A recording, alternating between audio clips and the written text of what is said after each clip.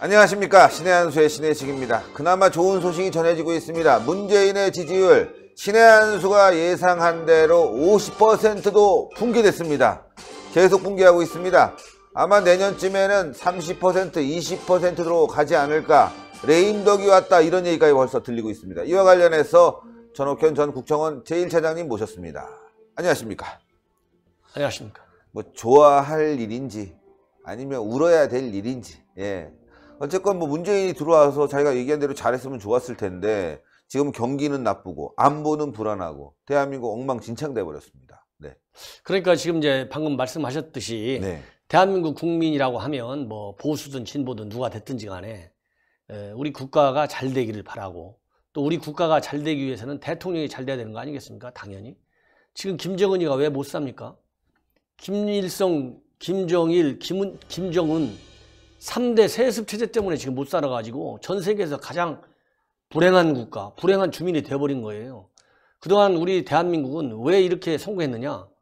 이승만 대통령도 시작해가지고 박정희 대통령 때의 그 위대한 경제개발 사업, 경제개발 5개년 계획, 이것이 대한민국의 빵에 굶주리는 국가에서 이제는 원조를 주는 나라로 이렇게 정말 일취월장 정도의 국가를 만드는데 기부한 뜰을 만들어줬거든요. 그 이후로 그 역대 대통령들이 네. 또 좋은 일을 많이 하다 보니까 네. 지금 이제 세계 15위권 내외의 중견국가로 성장했잖아요. 그렇죠. 그러니까 이게 3만 불대 지금 소득국가가 됐는데 네. 이게 이제 5만 불, 10만 불로 가야 되잖아요. 네. 그러면 이제 대통령도 지지율을 잘 받고 국가를 잘 발전시키길 바라죠. 네. 그러나 이제 현 시점에서 바로 이제 11월 26일, 7일 양 이틀간에 걸쳐서 1000여 명의 여론조사를 한 결과 RN서치에서 여론조사한 네. 겁니다. 그러니까 뭐 지금 바로 어제까지 여론조사한 게 최근 여론조사 결과예요. 이 결과에 의하면 현재 대통령의 지지율이 현 정부 출범 이후에 가장 처음으로 50% 밑으로 떨어졌다. 그래서 49%를 지금 기록하고 있다. 이렇게 나오면서 못한다는 응답률이 무려 45.8%로 지금 밝혀지고 있습니다. 네. 그리고 이제 또 하나 더 우리가 주목해야 할 점은 네. 말하자면 이제 콘크리트 지지층이라고 그러잖아요. 이 콘크리트 지지층이라고 하는 절대적 지지층이 30%가 무너져 버렸어요. 그러니까 대통령 지지율이 50% 밑으로 빠진 것도 우리가 이 경계 신호. 이제 노란불이 아니고 사실은 빨간불로 봐야 돼요. 50% 정도면 그래도 예전에 비하면 관행적인 여론조사에 비하면 그래도 높은 편이죠. 여기서 거품을 빼야 된다는 얘기죠. 그렇죠. 그러나 현 대통령은 이유가 어떻게 됐든 굉장히 높은 지지율에서부터 시작했지 않습니까? 그렇기 때문에 과거 역대 대통령들이 이때쯤이면 뭐 노무현 대통령이나 이명박 대통령 경우 한 37, 8%밖에 안 됐고 다른 대통령들은 40대 중반이었는데 거기에 비하면 그래도 높죠. 5, 6% 높다 이거예요. 그러나 너무나 높이 시작하기 때문에 이거는 50% 밑으로 빠진 것도 우리가 지금 우리가 이렇게 코멘트 하듯이 상당한 의미를 분석해보고 대책을 강구해야 된다. 왜냐하면 콘크리트 지지층이라고 하는 30%대가 빠져가지고 이 사람들이 지금 28.8% RN서치에 의하면 이 정도가 나타났는데 이 정도로 핵심 지지층이 현재 대통령 지지를 표시하지 않은 이유 중에 가장 큰 이유가 뭐냐? 이걸 이제 분석해야 될 거 아니겠습니까? 그러면은 지금 방금 내 앵커께서도 말씀하신 대로 제일 큰 게 경제 문제다. 경제 문제죠.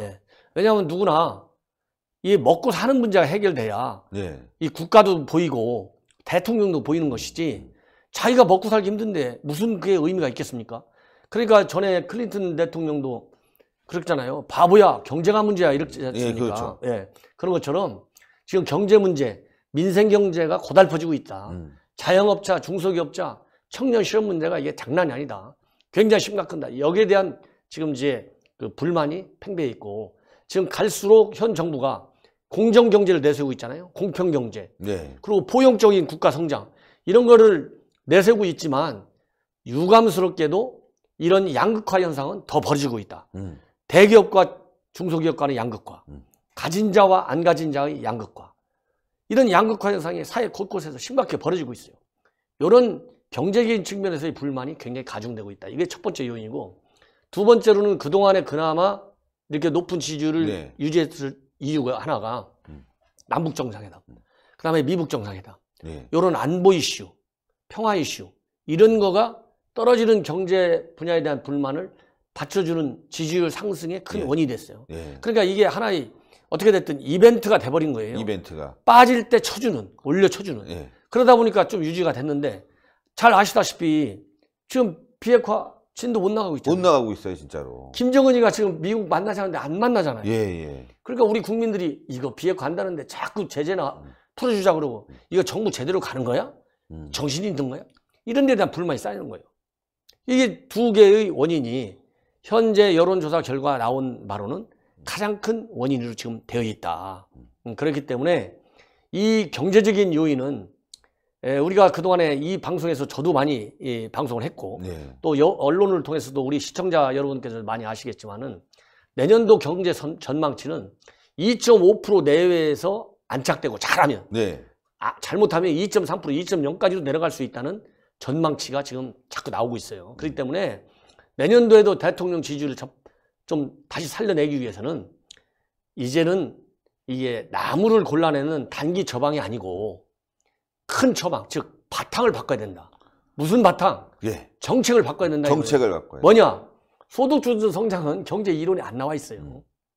소득주도 성장이라는 경제학이 안 나와 있어요. 그렇죠. 어느 나라에서도 이런 정책을 써본 적이 없습니다.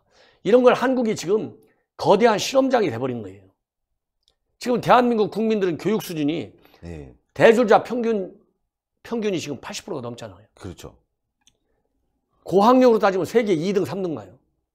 고학력으로 따지면. 그렇죠. 이 정도로 전 국민이 어떻게 보면 경제학 박사, 정치학 박사라고 생각하면 됩니다. 예. 그걸 염두에 두고 정책을 펴야 된다. 그러니까 잘못된 소득주도 성장, 이 큰 숲을 바꿔라. 제 얘기가. 이 경제 정책부터 이제 하나씩 바꿔야죠. 그 다음이 이제 안보. 그 다음 안보는 바로 뭐냐? 제재를 풀어주자. 종전선 해줘. 이렇게 하면 안 돼요. 예. 북한이라는 실체를 알고 전략을 꾸며라. 네. 북한이 만약에 정상국가다. 그러면 현 정부에 제재 풀어주면 내가 선의를 베풀어줬으니까 나한테 선의를 답하겠지. 예. 이게 정상적인 개인, 기업, 국가 간의 거래잖아요. 네. 외교라는 게 다른 거 아니에요. 신사 대 신사로 노는 게임하는 게 외교인 거예요. 그렇죠. 그럼 우리가 제재를 풀어주자 했을 때 김정은이가 야 제재 왜 풀어줄까? 너무 고맙네.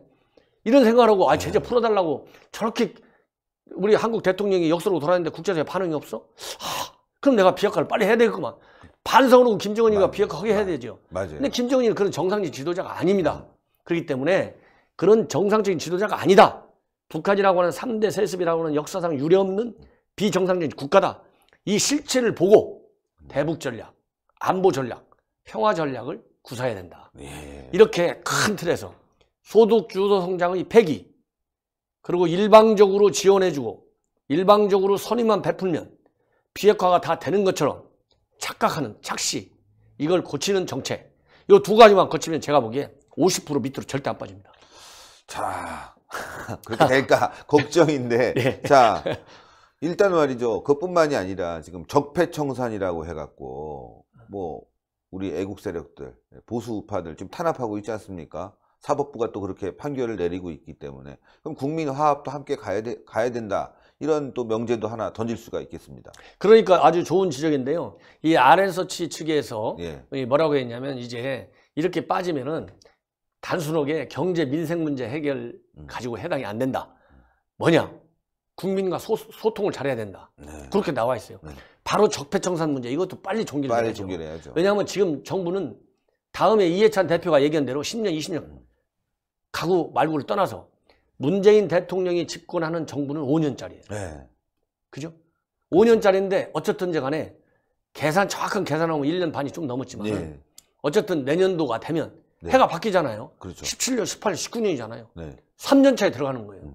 3년 차에 들어가면 임기의 절반으로 이제 가는 겁니다. 절반을 향해서. 네. 그러면 지금부터는 새로운 배가 출범한 지 벌써 3년 차가 됐잖아요. 네. 그럼 새로운 배에 승선시킬 이 배 선장, 그 다음에 선원, 기관원 이런 거 다 바꿨잖아요.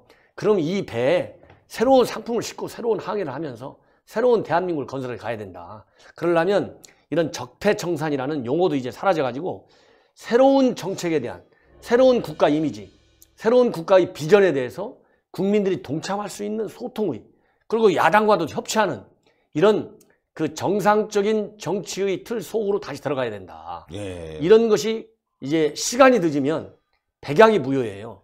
백약이 무효다. 그래도 다행스러운 게 이제 우리 대통령께서 이제 G20 정상회의로 가셨기 때문에 우리 대통령께서 이제 현장에서 예. 좋은 또 이제 외교를 해야 되겠지만은 대통령이 떠나기 전에 우리 청와대를 상당히 다잡고 간 걸로 돼 있어요. 예. 상당히 다잡고 예. 현장을 봐라.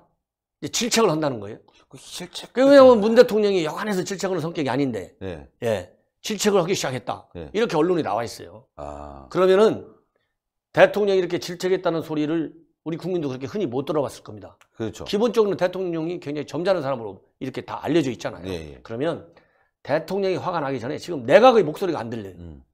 장차관들이 무능한지 유능한지를 떠나서 무능하면 무능한 대로 빨리 벗어나야 되고, 유능하면 현재 유능함을 국민들한테 보여줘야 돼요. 예. 이거를 현장에서, 그죠? 그리고 국가의 비전, 자기 소속 부처가 있잖아요. 네, 그렇죠. 산자부, 외교부, 국방부가 그리는, 국정원이 그리는 국가의 비전이 있잖아요.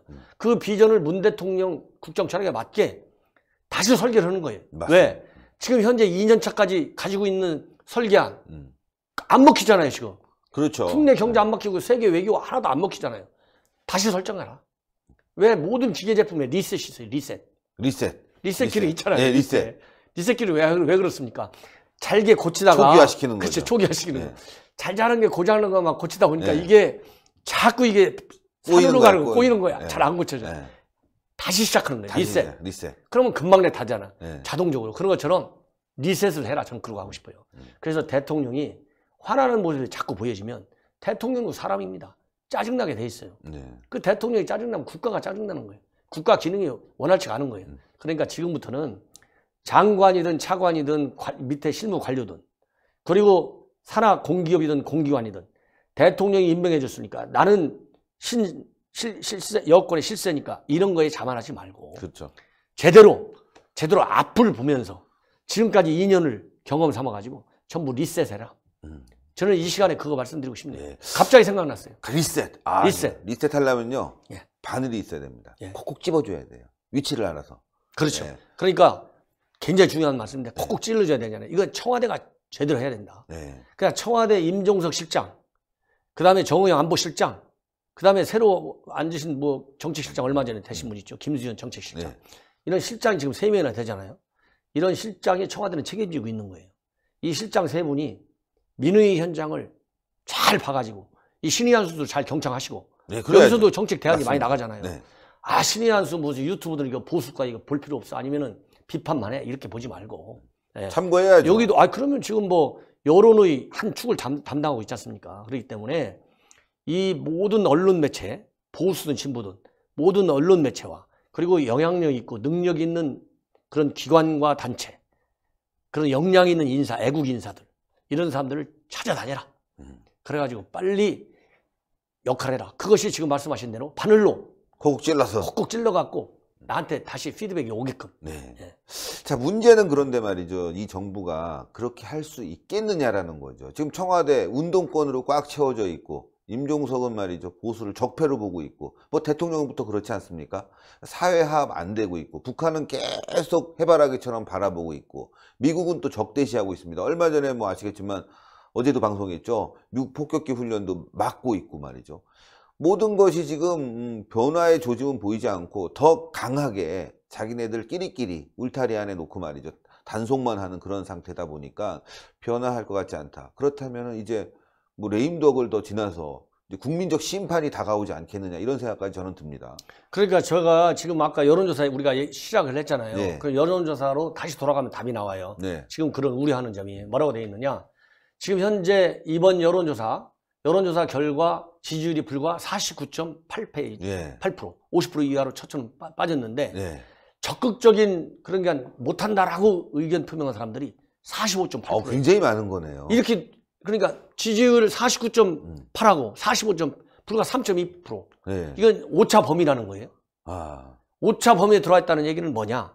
네임덕 현상이 올 수가 있다. 레임덕 현상. 이게 지지된다. 네. 그리고 또 하나, 이거는 다른 여론조사 기관인데 지금 현재 당의 지지율이 지금 예. 빠지고 있어요. 48%에서 42% 정도로. 예. 40% 초반까지 빠지고 있고. 대통령 지지율은 70%대에서 50%, 예. 20% 정도로 빠지고 있어요. 그게 문제는 뭐냐? 이 빠지는 추세가, 대통령 지지율이 빠지는 추세는 너무나 가파르다는 거예요. 아, 당의 빠지는 추세는 완만하다는 거예요. 완만한데. 이렇게 되면 당과 대통령의 지지율 역전 현상이 벌어진다. 그러면은 지금 말씀하신 완전 대로 레임덕이네. 레임덕 현상으로 들어가는 바로 문턱에 다다른다. 그러면 우려된다는 거죠. 그러려고 본다면은 지금 말씀하신 대로 대북 문제든 이렇게 뭐 보수는 이건 잘못된 거야. 우리 저 민주당 좌파만 우리 편이야. 이런 편가르시. 이게 제일 김정은이가 노리는 거예요. 남남 갈등. 남남 갈등. 이런 거에 빠지지 말고 제대로 빨리 반성해갖고 모든 걸 리셋, 원점에서 시작, 제로 베이스. 백지수표에서 다시 그림을 그리는 거예요. 이렇게 가야 된다. 예. 그 중에 하나가 경제도 경제대로 가야 되지만 제일 큰 게 대한민국은 분단 국가입니다. 전 세계 유례없는 분단 국가. 네. 지금 현재 경제는 지금 죄는 무슨 배임죄나 횡령죄 이런 거가 있지만은 이 안보는 눈에 보이는 지금 범죄 현상이 매일같이 시내에서 벌어지고 있어요. 그렇죠. 김정은이 찬양 노래 부르고 뭐 우인이라고 나 공산당이 좋아요. 별짓을 다 하고 있잖아요. 이런 사람들 빨리 국군법으로 갖다 처벌을 해야 되고, 그 다음에는 민노총들이 지금 얼마나 지금 난리를 피고 있습니까? 민노총들이 난리치는 지금 노조를 지금 완전히 저 노조 안의 노조가 돼버렸잖아요. 예. 귀족 노조. 네. 예.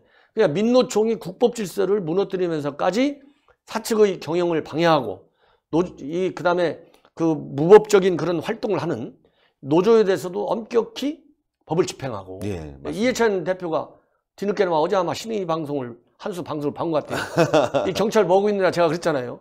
신고를 6번이나 했는데 어제 경찰이 갔다는 그렇죠, 거 아니겠습니까? 그렇죠. 저 이해찬 대표가 아침 신문 보니까 화냈다고 그래요. 경찰 뭐고 있느냐고. 뭐 하고 있냐고. 예. 아, 이거 요즘 뭐 뒤늦은 처방이지만. 신의 한수 보고 칼럼도 나오고요. 신의 한수를 봤는지 뭐 영리라는 표현도 그 다음 날부터 쓰기 시작하고 말이죠. 신의 한수를 정치권, 뭐 청와대, 뭐 심지어는 민주당까지 보지 않나 뭐 이렇게 생각이 듭니다. 그런 것처럼 네. 이렇게 사후 약 처방 하듯이 하지 말고 선제적으로 일단 법을 강력히 집행하자. 그러면 우리 문 대통령의 지지율이 올라가고 네. 국가가 정상화된다. 그러면은 우리 국민 모두가 좋을 거 아니겠습니까? 그렇죠. 빨리 반성해라. 저는 그런 얘기를 하고 싶어요. 아유, 오늘도 너무너무 감사하고 이렇게 정확한 분석, 또 청와대가 보고 말이죠. 반성해야 되겠습니다. 자유한국당도 이런 기회에 더 국민에게 다가가는 모습을 보인다면 총선에서 큰 승리를 거둘 수 있을 것 같습니다. 오늘 대단히 감사합니다. 감사합니다. 예, 오늘 신의 한수가 좋은 분석과 논평을 이렇게 우리 전옥현 차장님이 해주셨는데 민주당이 할지 모르겠습니다. 오히려 말이에요. 얼마 전에는 이해찬 할아버지께서 20년 장기 집권 얘기했는데 20년이 아니라 지금 20일 후가 걱정됩니다. 네. 또는 20개월 후가 걱정됩니다. 탄핵당할지 아니면은 완전히 몰락해서 말이죠. 더 이상 회복 불가능한 그런 상태가 될지 국민 손에 의해서 끌어내려질지 그런 걱정되는 상황입니다.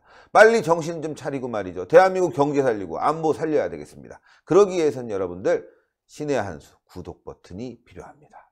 신의 한수가 정말 100만이 되면 확실히 나라가 바뀔 수 있습니다. 여러분들의 구독 버튼, 구독 안 하신 분들은 동그랗게 올라가는 구독 버튼을 콱콱 눌러주십시오. 그리고 추천 버튼도 콱콱 눌러주시고요. 전옥현의 안보정론TV도 함께 구독을 부탁드리겠습니다. 대단히 감사합니다. 감사합니다.